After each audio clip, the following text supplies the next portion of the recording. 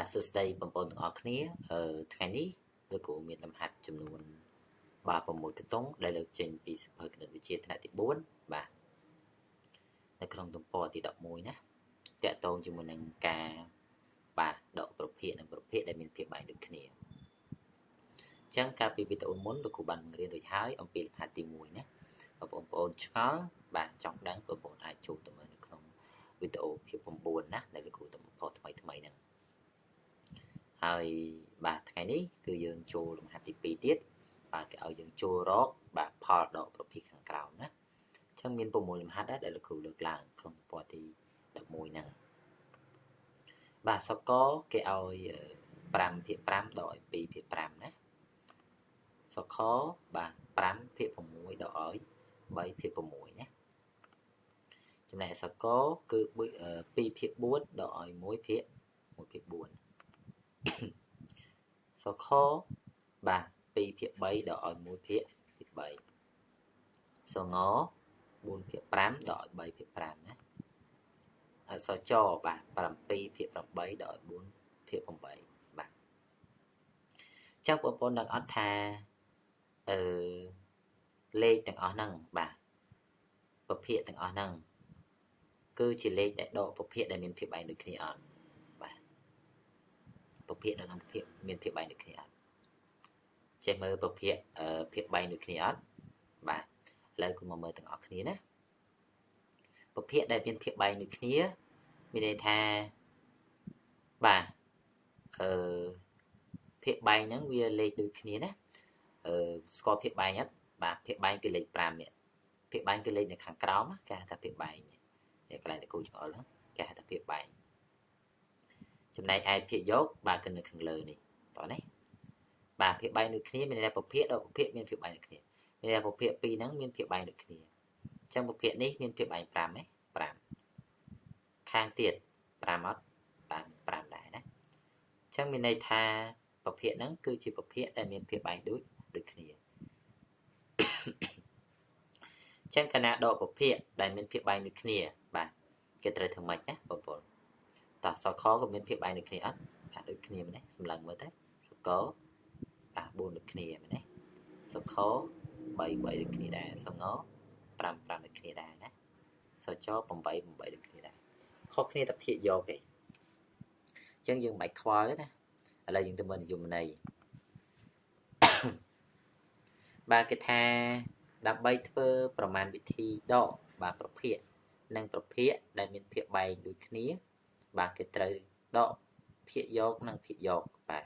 រីឯភាគបែករក្សាទុកនៅដដែលបាទងាយទេដើម្បីធ្វើប្រមាណវិធីដកប្រភេទនិងប្រភេទតែមានភាពបែកដូចគ្នានេះភាពបែក5នេះគេត្រូវដកបាទគេត្រូវដកភាគយកនិងភាគយកបាទដកនេះលេខភាគយកដកនិងភាគយកនេះមករីឯភាគបែករក្សាទុកនៅដដែលភាគបែក5ហ្នឹងរក្សាទុកនៅដដែលណាតោះរក្សាទុកយ៉ាងម៉េចតោះហើយទៅមើលទាំងអស់គ្នាណាចម្លើយអញ្ចឹងគូដាក់ថាលេខ2បាទរកផលដកប្រភេទណាសកបាទយើងដោះស្រាយសក5បាទភាគ5ដក2/5កាលណាយើងដោះស្រាយគឺកូនត្រូវសេប្រធានឡើងវិញណាហើយបន្តមកយើងដកធម្មតាមកបាទប្រភេទដែលមានភាពបែកដូចគ្នាសម្លឹងមើលភាពបែកណាកាលណាភាពបែកខុសគ្នាគឺយើងដកកើតទេតើតើយើងមានភាពបែកដូចគ្នាទើបយើងអាចអនុវត្តតាមបាទបញ្ញត្តិគេឲ្យបានណាអញ្ចឹង5ភាពបែកដូចគ្នាណាអញ្ចឹងកាលណាភាពបែកដូចគ្នាគេត្រូវដកភាគយកនិងភាគយកបាទ5និង2ដកគ្នាមកហើយភាពបែករក្សាទុកនឹងដែរណាមានន័យថាភាពបែក5ហើយ5ខាងនេះមានយើងរក្សាទុកតែលេខ5តែមួយឯងឃើញទេព្រោះតែលេខដូចគ្នាអញ្ចឹងហើយ5ដក2នេះយើងដកវាមកណាអញ្ចឹងយើងបានណាលោកគ្រូអត់តដកទេលោកគ្រូគាត់តម្រៀបវាសិនណាអញ្ចឹងយក5ដក2អញ្ចឹងលោកគ្រូដាក់5ដក2ណាហើយដល់ពេលភាពបែករក្សាទុកនឹងដែរនេះណាតមកយើងដកមក5ដក2សមមែនបាទ5ដក2សក់3មែនទេភាពបែករក្សាទុកដែរដូចគ្នាដែរណាបាទចម្លើយរបស់យើងគឺ5ដក2ស្មើ3បាទ5រក្សាទុកដដែលណាអញ្ចឹងចម្លើយរបស់យើងគឺឃើញប៉ុណ្ណឹងងាយអត់បាទស៊ីផុយមានអីពិបាកទេតោះ circle មួយទៀតយើងយកមកដោះស្រាយមក circle បាទសរសេរដូចចឹងមក5ភាគ6ដល់3ភាគ6បាទសម្លឹងមើលភាពបែងដូចគ្នាអត់បាទដូចគ្នាមែនទេ6ដូចគ្នាអញ្ចឹងកាលណា6ដូចគ្នាយើងចាត់ទុកវាតែមួយមកបាទហើយពីយក5ដក3មកបាទអញ្ចឹងយើងស្មើ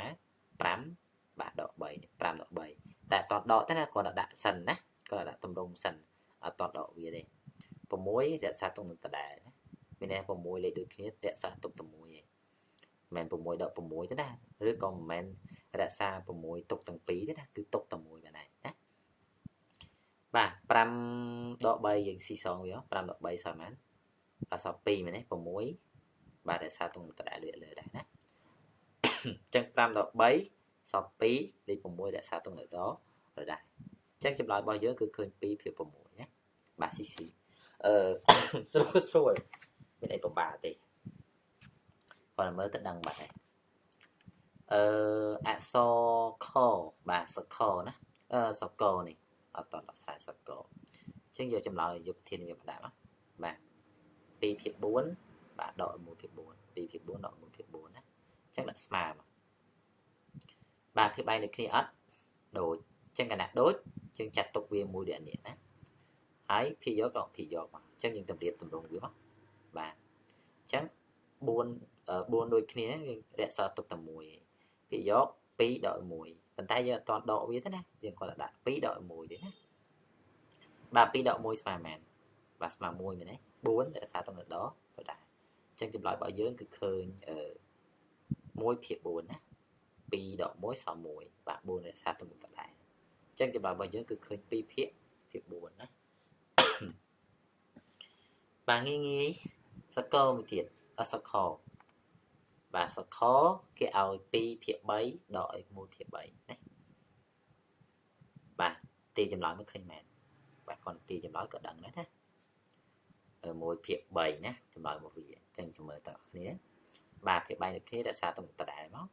យក2ភាគយកដកភាគយកបាទ2ដក1អញ្ចឹងយើងតម្រៀបទានរងមក2ដក1បាទ2ដក1ស្មើមែន2ដក1សល់1ណា3ភាគ3រក្សាទុកដកបាទលំហាត់របស់យើងនៅថ្ងៃនេះគឺមានតែប៉ុណ្្នឹងលំហាត់ទេបាទងាយស្រួលបាទហើយនៅសល់សច1បាទ